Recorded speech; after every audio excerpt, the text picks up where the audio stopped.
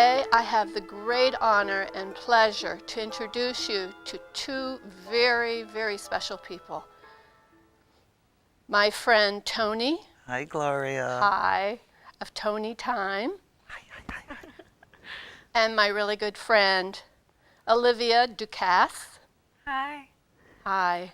And she is an incredible medium.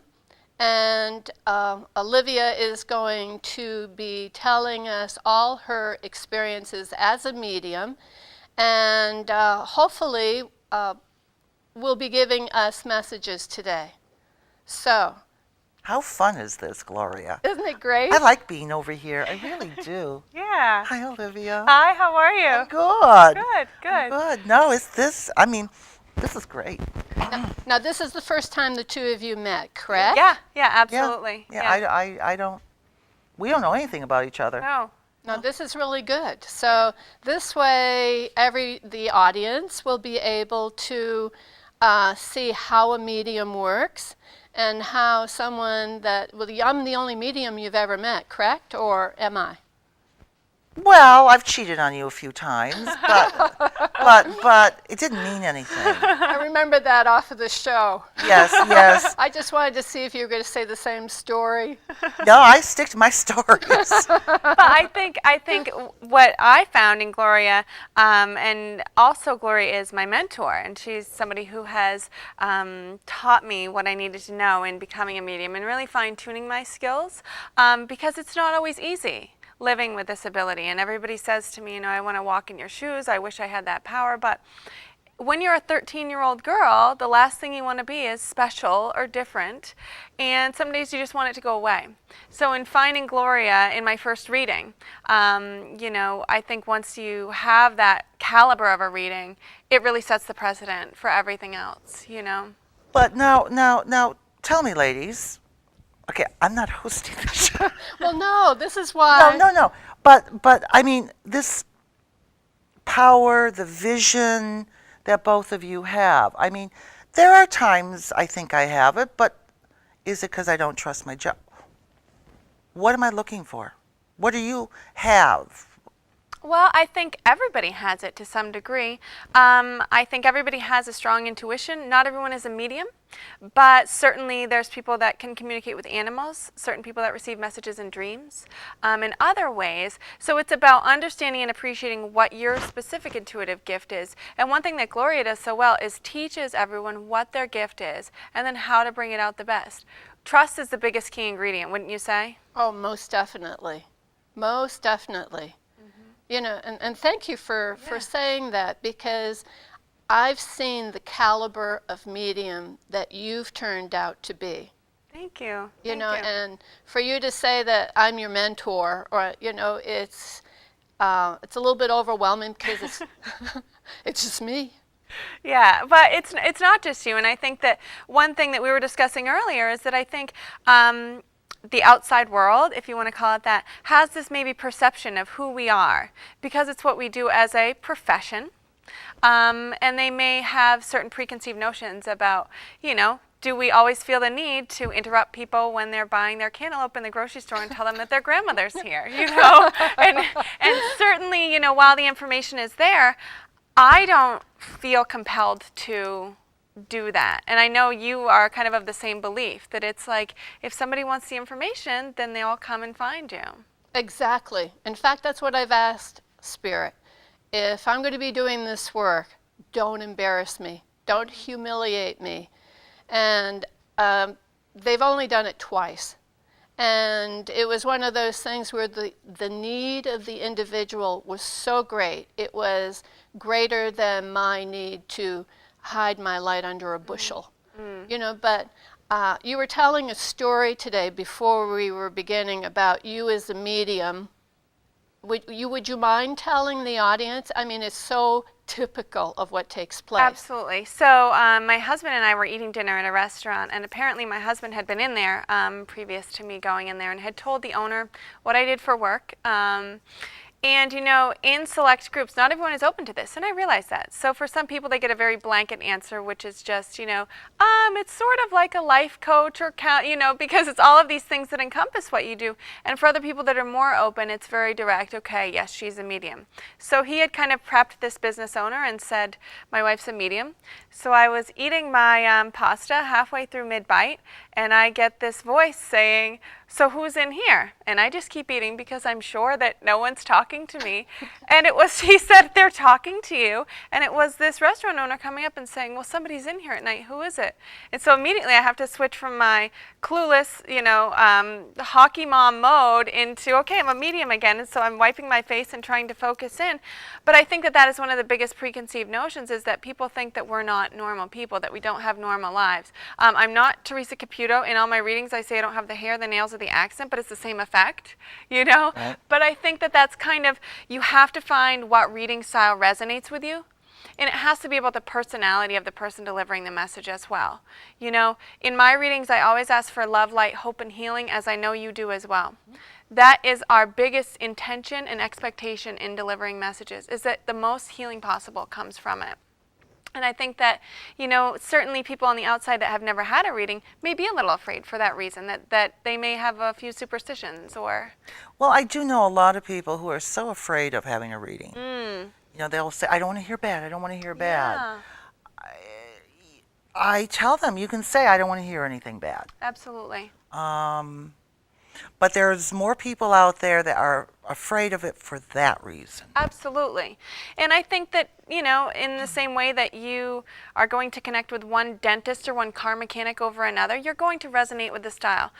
Certainly sometimes people go wanting and seeking negative information for whatever reason is beyond me, but I don't tend to give that information. Not that I'm not accessible to that, but I want to focus on the positive. I want to focus on the light, and I want to focus on the healing.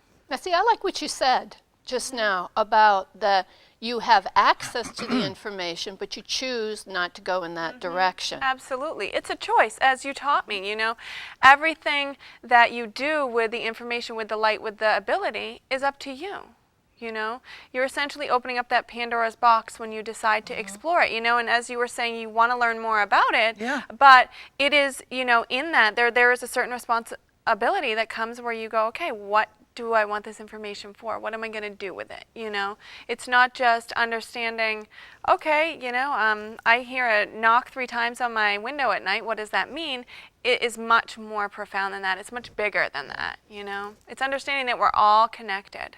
Well, remember the story I told you about when I was walking on the beach? The woman that was standing at the edge. I don't know if I told you this story. Cheated on me again. No, I didn't cheat on you again. No, The I truth didn't. comes out. No. I'm walking on the beach with my dogs. Uh-huh. And I see a woman standing on the edge of the ocean. It was low tide. And it popped into my head, it was, her mom just died. Her mom died. And I'm thinking, why am I thinking this? Okay, so I'm throwing the ball with my dog, and I'm doing all this stuff. And I wanted to go up to her, but I didn't trust what I was hearing. So I've got 3 dogs. So I was going to take the one I had back to the house and bring the other one out. So as I'm walking up the beach and going up a ramp, her husband was sitting there, and I was going to say something to him, but I didn't. And then he said to me, oh yeah, it's my wife out there. Her mom just died. Oh, And I went, okay. I said, well, I'll be back with another dog. Kicking myself in the butt. Absolutely. So I take the other dog back to the house. I bring the other dog back, and the 2 of them are sitting there. And I'm looking, I'm like staring at her. So I walk away. I walk away, and I go play with the dog, and then I hear, tell her to throw away the ring. Have her throw away the ring. I'm thinking, she doesn't think I'm crazy. She doesn't think I'm nuts. welcome to my world. And so I thought, oh, okay. So I look up, and I'm down the beach, and they're getting up to leave. I'm thinking, well, if I run into her again, I'll tell her. And there again, you have these little Oh. nudges from the universe, nudges from spirit, again, and you're ignoring. So I did run into her again. No way. You don't say.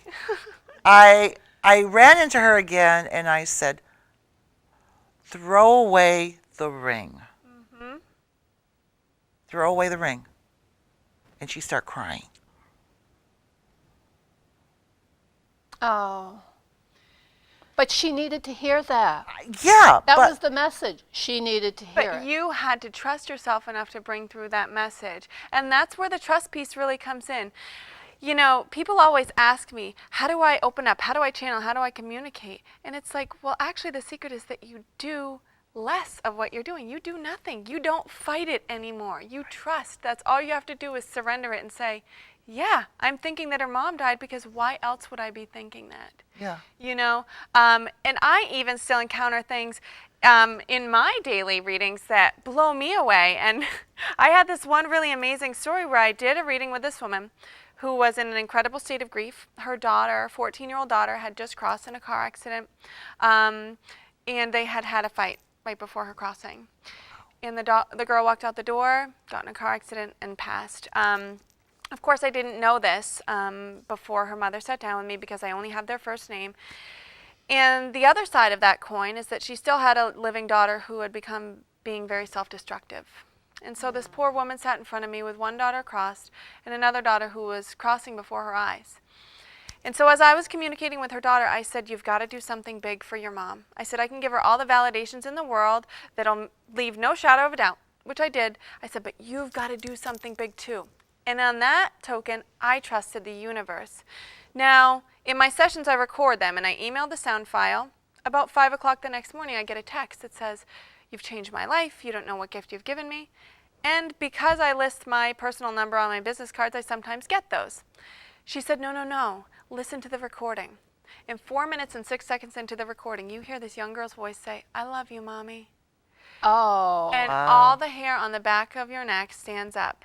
But in listening to it, I heard her voice, and I always hear them as my voice, which is, I think, the same way. You hear it as your own inner voice. Therein comes the trust. So when I'm listening to it, I hear a spirit, and my immediate reaction is, a ghost. And my husband's looking at me like, what is wrong with you? You do this for a living. And I said, right, but I always hear my voice, not their voice. Yeah. So sometimes even us mediums need that bit of trust, you know? And I think that what you've taught me is that to be a really good, humble light bearer and medium, you have to have that ounce of humility where you go, really, you got to be kidding me. You know, I love hearing validations for that reason because you never know. Once you leave the reading, it's like take it with you, you know? And people will come up to you a year later and say, you'll never guess what happened. And we were just saying, you don't even remember saying it. It's like once it's gone, it's gone. It's gone. And that's what I asked for. I don't want to remember some things. Some things are so horrific. I don't want to remember. But, But. no, you don't remember. I'm sure the two of you have been out where she cannot focus in a room. Oh, absolutely. We had dinner a couple weeks ago with a friend of ours, and she can't sit with her back to a room. The coffee cup was going back and forth, back and forth. I had the coffee cup. It was driving her nuts. I didn't even realize I was doing it. Yeah. Doom. Yeah. And I switched places with her, and she's holding on to the menu, trying to focus in, I guess, to get the voices out or whatever it is out of your mind. Yeah. Well, the thing is, if you or I were in school today, we'd be diagnosed with attention deficit like that. That's And true. really what it is that we're zoning out, and we need to do that to kind of go somewhere else and give ourselves that break. But I go through the same thing. It's very difficult for me to sit still. I always have to be moving. I always have to be, you know, distracting myself in some way. And it's not so much for me to keep the voices out, but it's just because you need those times to just be human. You know, to Human, just, yes, yeah, exactly, to just tune it out, you know, and I don't think that that's a bad thing, but I see a lot of kids in my studio who are very intuitive. It's almost like there's this plethora of them being born at this time, and 99.9% of these kids will get diagnosed with ADD or some sort of attention deficit, and in reality, they're just highly intuitive children who have very specific needs. I was that child. You were that child, you know, and I think that, you know, people who do this for a living can really agree with that, that there is this almost super heightened sense of awareness when you go into a room. You know, that if you don't distract yourself, it can become deafening. You know, the silence is almost deafening. Oh, most definitely. You know, when I was sitting there, what I do remember is there was so much noise around me, so much noise, and my mind was like, it's like I could hear you both speaking, but it was like in that moment in time, I was someplace else, and it's like the only way to get back is to focus. You know, to focus in on that moment in time. But that's difficult sometimes when you have a whole lot of stuff coming at you.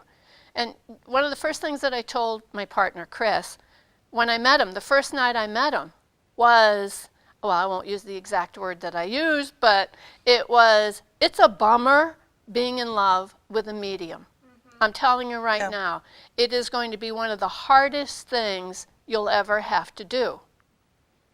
Now, Absolutely. does your husband find that with you too, or? Well, my husband, God love him, he's a recovering Catholic, as I put it. He was a police officer and he was brought up Catholic. And so he is very concrete, evidence-based. And so meeting me, I am almost the antithesis of that. I am very much, we're pretty much polar opposites. Somehow the universe brought us together and we're each other's greatest teachers. However, it is that, you know, meeting ground where he sometimes looks at me and goes, Olivia, I cannot relate at all to what you're going through.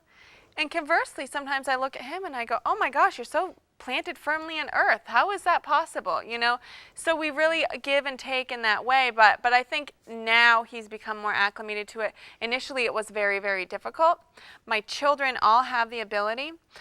So them growing up and coming up has been a real lesson of love, because I just see myself at that age, you know. My 7-year-old son says that he doesn't want to sleep at night because he says he feels people walking around his room, you know. And it's such a beautiful thing, though, because I'm given the opportunity to talk to my former self as a child and nurture him in the way. Oh, that's great. You know? Yeah. You know, in saying that, though, I have a lot of clients that come to see me that tell me about their children going through this. What can I say? What do you do with your children? How do you help them to slide in or Right. glide into this process? Right. Well, I think that, you know, acceptance is definitely key.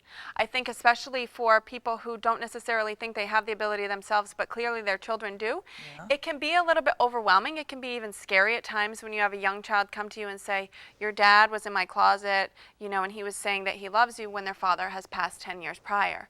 That can be really unnerving to people. And I've really made an effort with my children to segregate what I do for work between my home life as a mom. For the longest time, my son would have told you that I did readings, and he would offer to help because he knew how to read books, and he thought that that's what I did when I did a reading, is I read a book to people, because I just wanted to give them that normal existence. Now that it's becoming more pervasive, what I have done, acceptance is the first and foremost key, but after that, I want them to know that, unfortunately, the reality that they see and the reality that everybody else sees is not the same. And in public schools, in most social situations, kids can be cruel. So they have to know that there is a safe place to share this with, and there's a place that you need to protect this.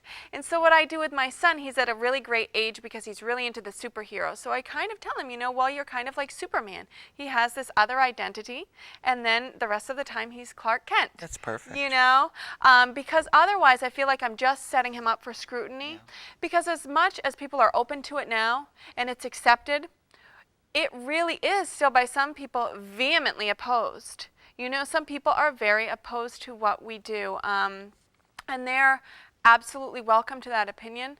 I am probably one of the biggest skeptics that there is, but I don't want to prep my child for that same ostracization, you know, sization.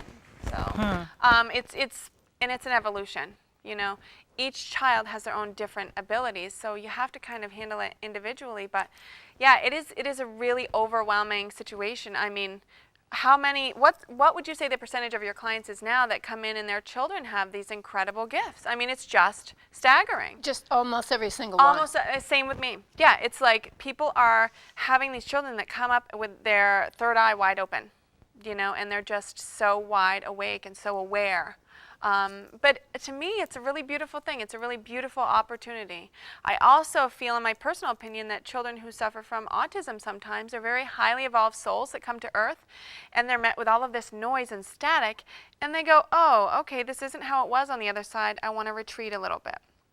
But that within those beings are some of the most peaceful, most beautiful souls, Well, it's interesting that you say that. I was over at Walmart last night, and this man walked in with a little girl, and with this taller young guy.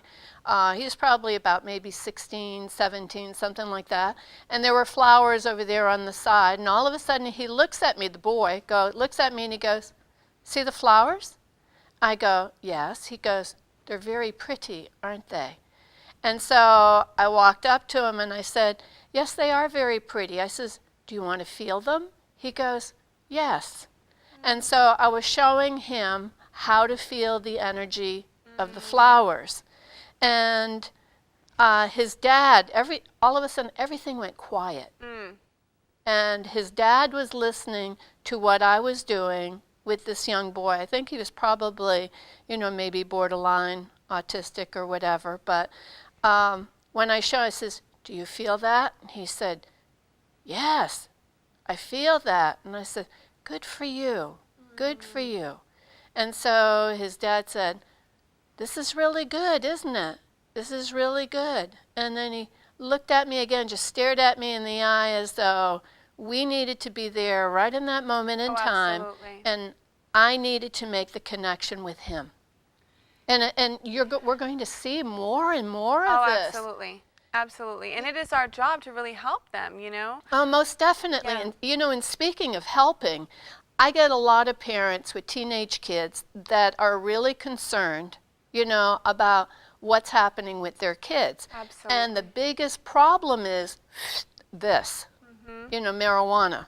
Okay, they're thinking, what a great way to relax, cool down, or whatever. What they're not realizing, especially with children that are as intuitive as they are, when they're opening up to this, they're opening up every single one of the chakras, unlocked open position. So whatever's in the room enters in, the chakras close down, and now that poor kid waking up the next day or whatever is just I'm thinking all these bad thoughts. I'm going into more drugs or whatever. And the only way that they're going to get better is to totally get off the marijuana. And what's sad, though, to me, is that I find that the predisposition to really reach out for that in the first place is typically the teenagers who are intuitive. They're very empathic. And Yes. for those of us who don't know what empathic means, it really means that you're kind of the universal sponge of everybody else's emotion. You walk into a mall and you walk out and you're devastated and you don't know why, or you're elated and you don't know why. And you're kind of this kind of pinball machine, when you're around other people's energies, you really pick up on it. You stand next to somebody who says they feel sick, and pretty soon you start feeling sick. Now, there's a lot of these walking around today. Almost every teenager that I meet, number one way that it manifests is anxiety. Is almost uncontrollable anxiety. And so they're reaching out for that substance or that other modality to try and Numb it? Yeah. Yeah. And unfortunately, that's just kind of exacerbating the problem, But again, I was that 15-year-old girl once. You were that 16-year-old girl, So we've been there. And so again, I feel like that's a really great way that we can help and advocate for them. Go within. Explore what it is that you're feeling. Yeah. Understand that when you have those bad feelings before things happen, you're not creating them to happen. You're not causing them to happen. You're simply picking up on energy. Now let's understand how you can fine-tune that the same way that you showed me, the same way that you can help me to understand what it is that I'm being shown. I think that that's one of the biggest things that we will face coming up. Well, how did she do that for you? Well, the story of how Gloria and I met is really, it's synchronicity at its best, I had had a dream that I was supposed to go see this woman named Gloria Nye. I mean, that's a pretty specific dream. Yeah. And so at the time, she lived, 45 minutes away, I think. And I had my mother make an appointment, and I was 15 years old or something at the time. Wow. Oh, yeah. And I don't know how many 15-year-old girls go to see a medium, but I was one of them. So How great you had a mom that was willing to listen. I had a That's mom that true. was willing to listen. Again, there's that acceptance, and so much of what I do, I credit that to her for having this open platform. So I showed up there, and I said, I'm sitting very nervously in my seat, and she comes in, and she's, Gloria, so she's very all over the place. All and over. She sits down, and it's like, whew, you just feel like you've just survived a tornado, and it's like, okay. So I said, I have to tell you why I'm here. And I said, I had a dream that I was supposed to come find you. And she said, well, that's interesting. She said, because I asked Spirit last night for someone younger who could come in and I could show how to do the work. And here you are. And it was like, all the bells and whistles and everything in my life, all the anxiety, all of the things that I had seen very graphically, because, when you don't know how to control the ability, you can see things very graphically, and you don't have to see them that way. So she taught me how to fine-tune it. There was a series of classes as well as mentorships that, lessons, and in my own teaching of psychic development at my centers, I really model that after what she showed me, but it's trust is the key ingredient. And that comes. I still have times, before every reading where I go, really? Can I really do this? Can I really do this? And then 10 times out of 10, the people go, you would never know this, but you just hit everything on the head. You just knocked it out of the park. And I go, okay. And then again, I just kind of change back into Clark Kent and go home and take care of my kids. And, everybody's happy. But that's how she kind of showed me that I could turn it off and turn it on, because that's the scariest thing for people who are facing this is, what if I open up something that I can't shut off? Yeah. Yeah. Or what you're bringing through is evil. Absolutely. And of course, we're always going to be met with that kind of preconceived notion, because I feel like there is, to some extent, people are still stuck in that belief for whatever reason. And again, that's okay. It's an evolution. But I always have people, when I do large group readings, I leave, and they're very happy with their readings, and they say, well, the spirits aren't going to stay, are they? And I go, well, no, it's not like when I leave my house, I go, okay, guys, get in, buckle up, we're off to see whomever. I say, they're already here. They're already here. I'm just bringing them to your attention. I'm just the telephone that's relaying the message. But yeah, I'm met with that a lot too. It's like, is it bad? Is it evil? And the truth is, this is the most well-kept secret, everything is love. On the other side, it's love, It just is. And I work with very specific guides and guardian angels, as I know you do. Archangel Michael is a huge one for yes. me. He's the guy, and he's kind of the patron saint protector of humans, but also of mediums as well. Gabriel, too, because Gabriel is the messenger. So. Raphael and Uriel. Yeah, absolutely. My 4 buddies. Yeah, absolutely. I've yelled at them before. Have you ever had that? Oh, yeah. It's like people look at me sometimes and say, oh, there's some times where I just scream bloody murder at them. Mm-hmm. It's like, what are you doing? You're throwing me under the bus. Why didn't you just say this? I do know that sometimes they have kind of a twisted sense of humor, and we were discussing earlier that, it's the old equation of the painter's house is never painted. Like, I can give you all the answers in the world, but when it comes to my own life, I'm all turned around, And so I asked for a sign one day. I was driving in my car, and I said, okay, I need to know that this situation is going to be okay. And what they showed me was a black cat.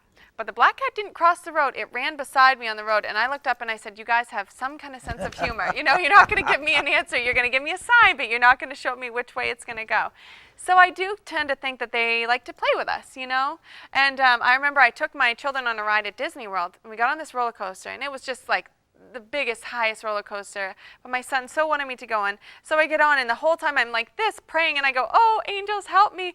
And I could hear them laughing beside me, and they go, why did you get on? And they're laughing. Why are you asking angels for protection? Why did you think it right in the first place, You did it for your son. Exactly. But, I like to think that they want to see us happy. There's a great deal of responsibility that comes with what we do as well, And I think that the reward for that is our happiness and is our understanding that we are giving healing and peace and light to the world in some way. Well, in saying that, and while we still have some time, would you be able to show the audience what it's like for you to give messages, especially with my friend over here, because she is the biggest skeptic I know, but she's open. Okay. Okay, skeptic You but think I'm open. a skeptic? Well, you're just as bad as I am. I am probably one of the worst to go to another medium because I am always Dissecting. dissecting what they're saying. And Yeah. I don't mean to do that, and it's not because I don't think they're as good. It's just I dissect my own stuff. Well, you yeah, know, definitely. Yeah. you know, and this is why I go to another medium, because I can't get for myself. Yeah, It's awful. absolutely. No, I'd love to. I'd love to. Would I you? would love to. Absolutely. Okay. So, Okay, I mean, so whatever. Would you just say whatever it is and how you go about doing it? Okay, and sure. Sure. Okay. So hopefully, if nothing else, this will dispel some of the myths. I always tell people my head has only ever spun around once while doing this, and that day will not be today. And I'm kidding when I say that. I want people to know that there's nothing scary about getting a reading. It's just a conversation. With a reading with me, I tend to adapt the style of someone like John Edwards, who's very, very quick. It's almost like as soon as I turn it on, the information is right there, and the faster that I speak, the faster that I get it out, the more that more can flow in. Okay. It is energy, after all. So it's like electricity. If something doesn't make sense, you'll hear me say, take it with you. Because if there's one thing that I've learned, it's that spirit doesn't work on a timeline. If I say that something has happened, it doesn't mean that it's not going to happen. For example, I did a reading with a woman the other day, and Spirit came through and said, watch out for dolphins. And I'm thinking, we live in the coldest climate in the world, especially now. How is she going to see a dolphin? And I said, but they're saying it's going to be where you're not looking. So she said, okay, okay. So she leaves, and this was at a group reading, and she walks out of the bedroom door, and she trips over something, and she had forgotten her notes. And so I said, well, here's your notes. And she's walking, and she goes, I still don't understand the dolphin thing. And I looked down, and this woman had literally just tripped over a dolphin dog squeaky toy. And I said, okay, so this is what I mean. This is what I mean. And I understand someone who's very skeptic could dismiss that away, but someone who is even a little bit open has got to see that's more than a coincidence. Yep. So, if you hear me talk very, very quickly, I apologize. I almost Okay. can't slow it down. All that I ask for in a reading is someone's first name, their birth name. Full birth name, just first. Rose Antoinette. Okay, very pretty.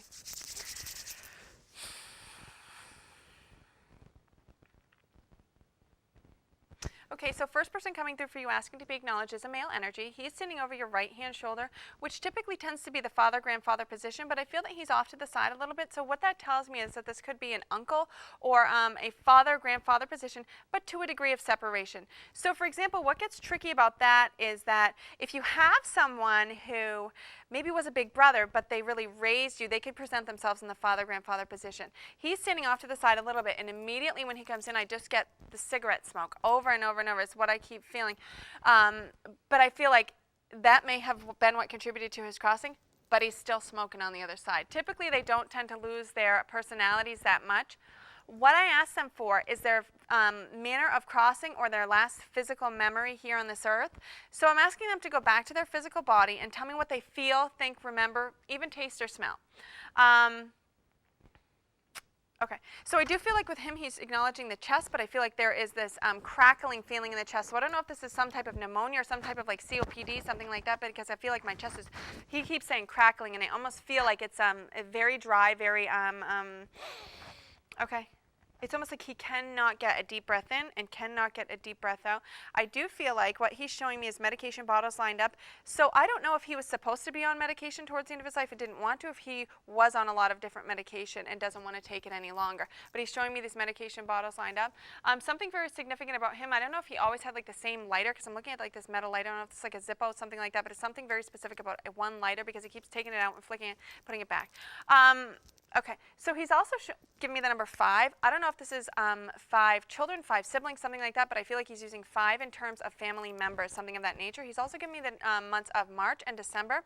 I don't know how you or he correlate to those dates, but that they are significant to him. That could be birthday, anniversary, date of crossing for you or for him, but that he's bringing them through as very significant at this time. Okay, I do also feel like what he's showing me is his birthday and another family member's birthday occurring in the same month or close proximity to each other. So I don't know if this is like, I feel like 2 weeks on either side. Do you understand that? It's like they're right there. He's also showing me Okay. He is showing me a wall in connection to him and his family. So I don't know if this person was like the black sheep.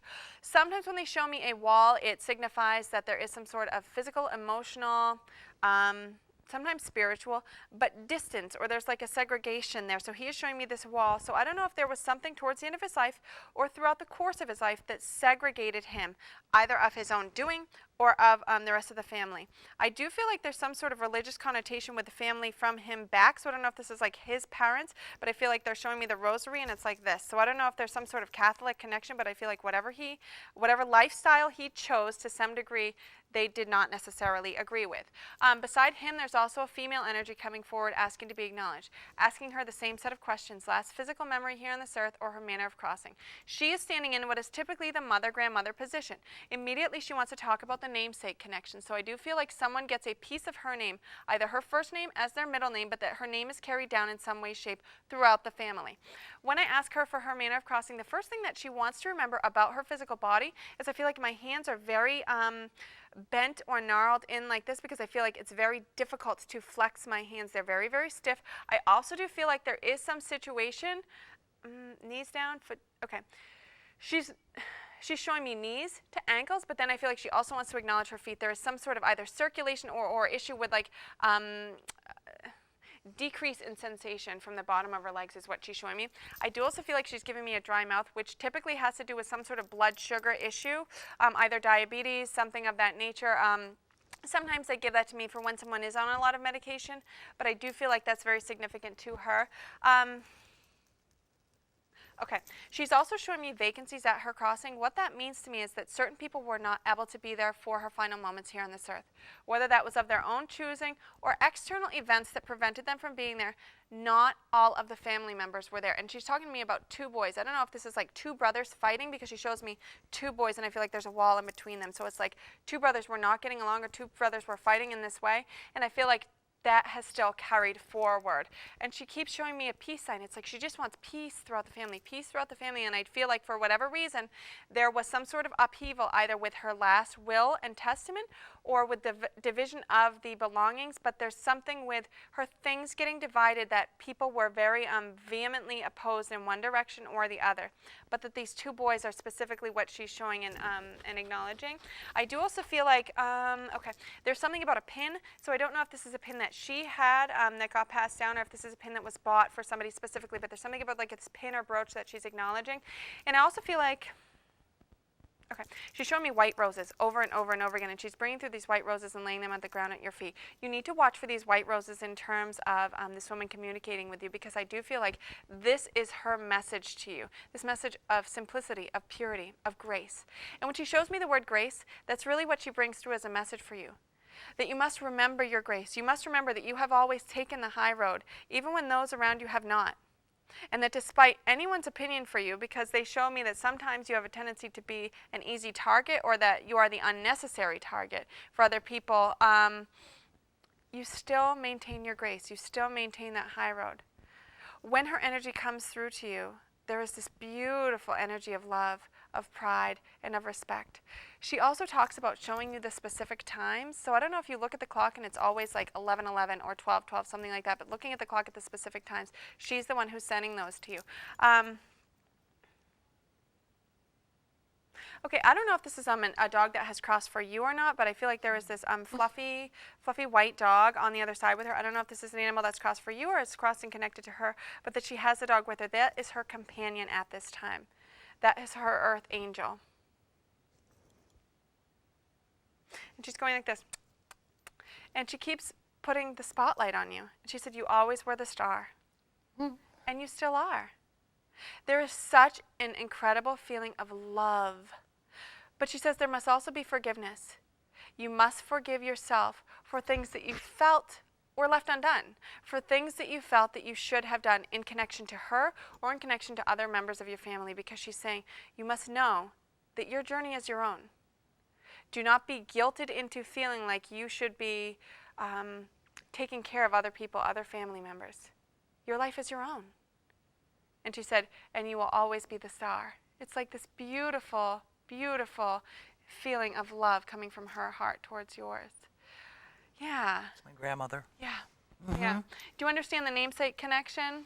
Yeah, Okay. because Okay. her name was Rose. Okay, so there you go. So in Yeah. that way, they show me these things, and as you see, it happens very, very quickly. Now, who does this dog belong to? I've lost 2 dogs, and it's been very difficult. Very, very difficult. Because they're your earth angels. They're your babies. And I have 3 more at home now, Mm-hmm. and I need my dogs around me. They are the extension of me. Oh, absolutely. And my grandmother, her name is Rose, and That also explains the white roses that she brought through. well, she kind of White ordered me. roses. Wow. She ordered me. Before my mother, when my mother got pregnant, she says, I want a little girl with dark hair, dark eyes, and when I was born, I was hers. So she was really a mother more than a grandmother. Absolutely. Yeah. And the specific times. Do you often look at the clock and see specific times? It's only in the morning. In the morning, it's like I always wake up at 7:58. No matter what time I go to bed, I wake up and I look at the clock and I go, oh. It's almost like she just showed me when you said that, this visual of you with the sleeping mask on, and she goes, rise and shine, sweetheart. It's like, you know. Yeah, I mean, because I'm in bed with 3 dogs. Yeah. And, they're all sound asleep, but it's like I go, okay. And Yeah. I look at the clock. Yeah. And this is what she's talking about. She's the one who's actually waking you up. It's like, okay, sweetie, it's time to start your day. I love that. They can still find ways to use our material possessions to show us that they're still there, whether it's through lights or through water or through clocks. Music is also a big one. There's so many times that people come to me and say, there's this one specific song, and I look at the clock and it's our time, and I just feel my mom or my grandmother or whoever, And that's what I mean when I say it's one thing for me to give a reading, but for the spirit to come through and actually have a one-on-one communion with another person, there's nothing better than that. There's nothing better than that. Yeah. Oh, you feel it here. Yeah. Well, I was at the Christmas store last week. This is what I was talking about, and I don't understand this. My dear friend who passed away, James, he passed away in 1995. We used to go sailing. We lived on a sailboat every February for a month with a bunch of friends, and he died. And I was in the Christmas store, and we were very good. I mean, I was at his side the whole time he was sick, and I carried him to his grave. I was a pallbearer, and I didn't want to let go. And I'm in the store like 3 or 4 days ago, and they had a box with a sailboat on it.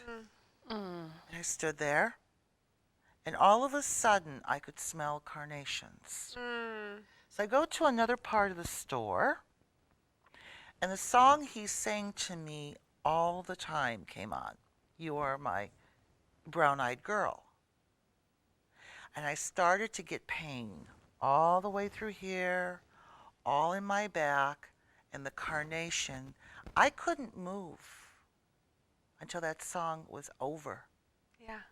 I could not wait to get out of that store. I went to the checkout line, and the pain was so strong, and the woman was taking so long. And I finally got out, and it went away. Then I had a dream about him that night. And every dream I have, he's never happy. He's never happy. He's never smiling since 1995. When I woke up yesterday morning, that dream is right here. He is right here. Yes. And there's a message I'm supposed to get. I don't know what the message is. So what do you suggest? For my clients that have experiences like this, I try to advise them to do automatic writing. I feel like it's a really good tool to get your own information. What about you? Well, when you were saying that he was very sad, Always. when you were saying it, I was feeling him. And to me, the message is, have you forgiven me yet? But I was never angry with him. But for crossing. I think he's saying, do you really want me to say why? Well, No. That's between you and me. Have you forgiven me yet? So I don't know if you go outside. When I get really, really upset, I've gone outside sometimes, or I've gone in the cellar, and I've screamed that primordial scream. Okay. Okay. And I'm feeling it's around the scream. When he died, I went out in the woods and I screamed. Yeah. I mean, I Yeah, screamed. There you go. There you go. Okay. And I also feel like, for that, different spirits, and this is going on 20 years now since he's crossed, almost 20 years, so he's coming in at this time with a specific message. It's like it's time for you to heal and for him to heal. Oftentimes the only suffering that they experience on the other side is knowing that their loved ones are still in pain here, because on the other side they're whole. They're whole. And their karmic connections is that they need to come back and ask us to fill in the blanks, to forgive us, to love us. Yeah, because the time over there for them It's a could blink be of like an eye. 15 minutes. Yeah, it's like the blink of an eye. Yeah. There is no time. Yeah. And we tend to just focus on this little hiccup of time we call a lifetime, and it's nothing on the other side. It's nothing. So in his own healing process, he's asking you to help him. And as you help him, you will also heal yourself. Well, I need to know how to help him. Talk to him. Tell him it's okay. Tell him it's okay. I also, I use something called automatic writing, which is something that Gloria taught me as well, which is where you sit with a pen and paper and you just write. And you will probably judge it. You will probably not trust it. You may feel like you're making it up. You may always feel like you're making it up. But you will find that when you just begin the conversation with hello, to which you'll probably hear hello. And you can ask, what's your name? You can ask, and it's usually your angels or the person that wants to communicate with you. And then you just ask a question. And the more that you get into the rhythm of it, the more that you find that the questions are being answered before the questions are even done being asked. Well, It's try it, yeah, definitely. and it really gives you that experiential. And typically, what I find is people just go shh and start writing and writing and writing and writing and writing, and there's so much information that they almost don't even know how to digest it. But it is that first leg up of, okay, this is my open doorway of how to communicate with spirit. And it sounds like he does have a really specific message for you. And that you got him like nobody else did. Like you understood who he was, because there was this person that everybody else thought he was. Yeah. But you could see past all that. Right. And you knew him and you loved him for who he truly was, which he didn't feel like many people in this life did. Unconditional. Yeah. That's what he knew that he always got from you. Right. Unconditional love without judgment. Yep. Without judgment. Definitely. How great it is. So the audience can do this stuff too, right? Oh, absolutely. And I think that that's one of my favorite things about what I do is teaching other people to do it. Automatic writing is a great technique. There's a couple of other things, but yeah, that's one that I really use. It's one of the first lessons in my course. So When before you start doing it, though, what you want to do is you want to express what it is that you're doing. absolutely. And so what I usually do is I say a prayer, and I ask for Archangel Michael to protect my space, and then I ask that whatever it is I most need to hear is what starts coming through. And the other thing is, like, to get past your inner censor, don't read it.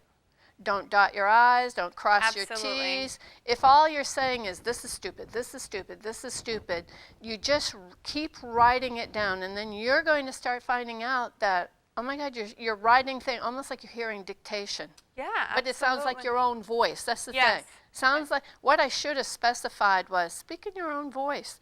But I did it. Right. It's in my voice. So as soon as I'm done with it, it'll be, because I'll usually tell them 20 minutes, that's all you get. 20 minutes. And so when I do this, and then 20 minutes is up, the book closes down, and I don't look at it for maybe 3 or 4 days, sometimes a week, and then I go back and I'm going, oh my gosh, I don't even remember writing this. Yeah, Really? absolutely. You don't. It gets Absolutely. past your inner censor that says, you're making it up, you're crazy. And you find that that's what you have to go through a lot, your inner censor is telling absolutely. you you're an idiot or Yeah, whatever. I mean, I'm still a human being, And I do. I have those, but what I find, and especially in readings, automatic reading is a little bit different because it is the ultimate test of people just getting through their junk, whatever it is that's saying, no, you can't communicate. It's like, well, but yeah, I'm hearing things, and I always tell people it will be misspelled. It will be in a language that you don't understand. They will use words like thee and thou. Clearly not your writing, and the pace at which you write it as well. If you were to sit there and try and construct something, you would never be able to do it in the time that it's taking you to handwrite it out. But in doing readings, I find now that I trust the more abstract that something is in a visual, the more right on it is, And for me, it's a lot like sitting in a movie theater and you don't get the beginning or the end, but you just get clips of someone's life. Or sensations, and then it's up to us to kind of decipher that. I did a reading just the other day, and I kept seeing a charm bracelet with a horse charm on it. And I said, well, what's the deal with this bracelet with a horse charm? And she said, no. I have a horse named Charm. How funny is that? So it's wow. a spirit sometimes has to work with me a little bit too. But I always tell people, in the same way that if you meet someone out at a social event and you try and strike up a conversation and they very one-word answers, yes, no, maybe, they're not the best conversationalists, and you probably won't have the most deep and meaningful conversation. So if you're speaking with somebody on the other side who's trying to communicate with you and you're still reserved, you're still closed off, and you're going, maybe, yes, no, then you're not going to have the best possible conversation. I'm not asking you to believe everything you hear, but I'm saying keep an open mind. Exactly. Skepticism is okay to a point. In Absolutely. fact, it's good to a point. Absolutely. It protects you from things, And certainly, as we were talking about earlier, within our craft, there are people who might seek to take advantage of that. But then on the other side of that, there's also those of us who really just want healing and love and light to be brought into people's lives, So it's important. I can't advocate enough for people to find who resonates with them. Word of mouth. I mean, my entire clientele has been built on word of mouth, as has yours, If someone comes to you and they have a wonderful experience and they know that there's no way that you could have known these things, then that's all that you need. That's the only validation that we require, is for that person to get all of the appropriate messages that they need. The great thing about this is when you're bringing through something that is so bloomin' far out. Oh, yeah. Like the other day, well, maybe a couple of weeks ago, time goes by fast. Anyways, I kept seeing, those New York brownstones? Yeah. The brownstone. I'm seeing this in my head, and they're asking me, well, what does heaven look like for my dad? And all I kept seeing, New York brownstones.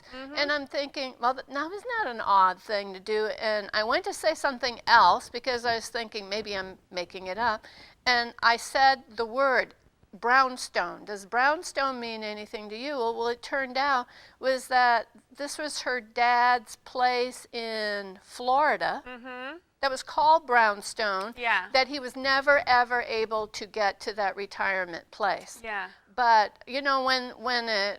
when she said, what this was, all I could do is look at her and go, oh, wow. Right. Wow. It's And like, oftentimes and you're it- excited. Yeah, oftentimes ooh. it blows us away as much as it Yeah. blows them away, Yeah, it's like, no kidding, and I'm going, oh God, no kidding, can I use this, It's like you get so excited Right, that absolutely. how could you do this? And then when you get that, and when you get them when they're crying, Chris is always asking me, did you make them cry? And he's not doing it because he's, this is an awful person. It's because when they're crying, they are deep into the emotion that spirit is bringing to them. Right. So sometimes it'll go between total laughter and that deep tears of peace, of healing, release. of release. Yeah. And tears are antifreeze for the soul, Oh, I love that. People come into my studio and they go, oh my gosh, I'm so sorry I'm crying. I'm like, no, if there's ever a place to cry, it's here, Right.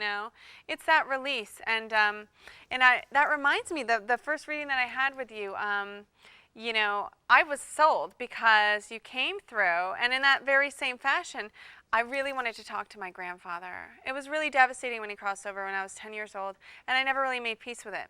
There was a lot of family situations and dynamics that prevented me from being able to say my final goodbyes. So as I'm sitting there with you, you said, there's a grandfather here, and I'm feeling it's something about the chest, tightening of the chest. Well, he died after open heart surgery. And you said, but I keep seeing a friend of yours' face, and you said, well, his name is Charlie. Well, that was my grandfather's name. Oh. And it was like, then the waterworks just started, because I knew without a shadow of a doubt that he was there. And you talked about the will, and you talked about all of the things that really contributed to the sense of unrest with this crossing. And you always taught me that a good medium doesn't ask questions. A good medium just gives you the information. And that's what my I rule of usually thumb. say is, does this make sense to you? Absolutely. But you're not leading, you're not, that type of thing. And that's one thing that I always carry with me that's so paramount, is that, you're really not there to say, well, do you know this person? What is the deal with this? It's more like, okay, here this person is, here's their message, And that, to me, strikes more of a chord of, okay, here's the message, here's the information, do with it what you want to, but it's here. Mm-hmm. And I think that really has stood the test of time clearly, in such an accomplished career, that people really resonate with that. Oh, most definitely. Do you ever get that psychic amnesia? Oh, absolutely. People Deer in the forget, headlights, yeah. people forget the bloominest things. They forget their own husband who's still alive. Yes. This one woman, she got the name, Michael, M-I-K-E-L. Okay, now that spelling is totally off, and she's going, no, I don't know anybody by that name. And her friend's looking at her like, are you nuts? Are you crazy? And she's going, no, I don't know. And I said, well, this woman that's coming in is saying Michael, M-I-K-E-L. Long story short, she was connecting with her son, who's still here, who this young woman had just married a couple of months before, but the girl did not like her mother-in-law, or did not like that personality. Well, the personality was coming in. Can you forgive me for making life so miserable for you? And all she wanted to say is, I don't like my mother-in-law. She didn't want to hear it. She totally closed off. Wow. Absolutely. Absolutely, yeah. Well, we're coming to the end of our time, and I so appreciate you being here today, Absolutely. Olivia. It was so And that much was fun. a wonderful reading. Thank you. Thank you so my much. grandmother came through. You were a great guinea pig. You were a great guinea pig. So This is great. Yeah, and it's we never have enough time. We could just go on and on, but thank you. This was awesome. Well, thank you. In the shows to come, I'm going to introduce more psychics, mediums, healers. Oh, I'm excited to see all that. different healers and channelers, people that I have a lot of respect for, and people that I've personally had interaction with. And some of the things that we're going to be talking about are things that you spoke about today, teaching people how to do psychometry, how to develop clairaudience, how to be able to hear spirit, how to clairvoyance, to be able to see, things like what the aura is and how it affects us and things like this. And as well as having people that are Reiki. And near and dear to my heart, and that next week we're going to be having a very good friend of mine, Pat Parmelo, who is a shaman, as well as spirit releasement therapist, and she does clearing of houses. And then near and dear to your heart, we're going to have your mom on one of the show, and she is in fact, she's here, but she's hiding out. Yes. Incredible person. She was there when I began the Spiritualist Church, and that's it. And thank you so very, very much for coming today. And Well, thank you for having us. Yeah, thank you. And it was exciting. I'm so excited to see what comes up on the show. I think that people are very lucky. This has been long overdue. So thank you so much. You're very, very welcome. Thank you. Wonderful.